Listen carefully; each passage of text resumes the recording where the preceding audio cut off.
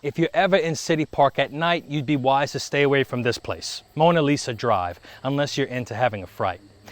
Now, there's a building known as the McFadden Mansion near Big Lake in the park. It was built by William H. McFadden and his wife, but today it's the Christian Brothers School near the Swan rental place. However, in the early 1900s, a wealthy philanthropist moved in with his family. His daughter was named Mona, and she liked to run around the city. New Orleans was bustling at this time, and there were so many sights and sounds to entertain anybody. It was also a frequent destination of sailors of all types. You had the Navy, shrimpers, pirates, merchants, you name it. Mona ended up falling in love with one of these sailors, but Mona's father was not having any of it. He forbade her to see the Sea Dog and would do anything in his power to prevent a marriage between the two. Now, this is where the story forks into two fragments.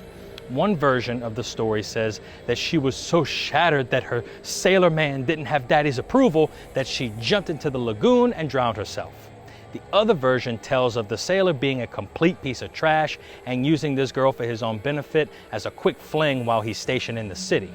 They would get into a fight, ending with SailorBoy pushing Mona into the lagoon and she drowned. Not much to say about swimming lessons back then, but the girl drowned in this lagoon in both iterations of the story.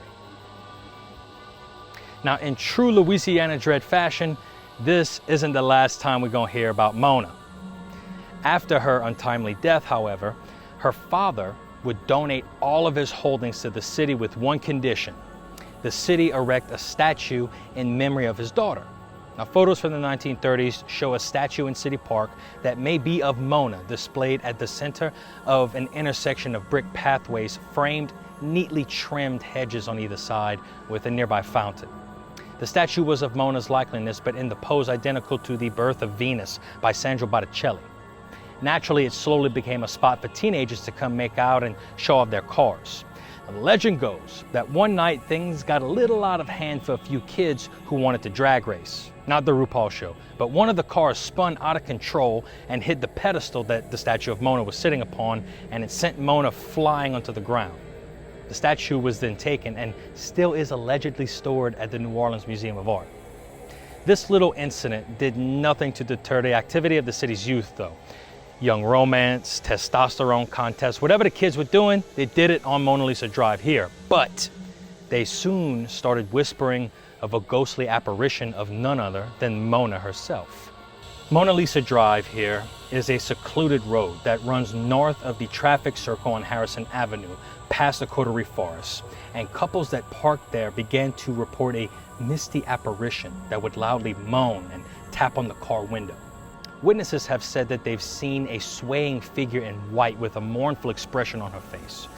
She's been known to float up to the passenger side window of your car and scratch at the glass. And once she gets your attention, she makes a sorrowful face and just vanishes into the night.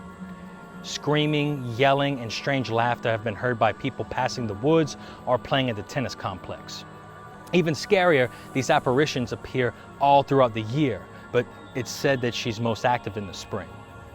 Just be careful if you're wandering around City Park and the Coterie Forest, because you might end up seeing Mona Lisa herself. The worst part is that even if you aren't worried about the ghosts, there's no telling what or who is lurking back here. Stay vigilant and subscribe to our newsletter on LouisianaDread.com. For more history, horror, folklore, and culture, subscribe to our YouTube channel and find us on TikTok. I'm Kyle Crosby, and this is Louisiana Dread.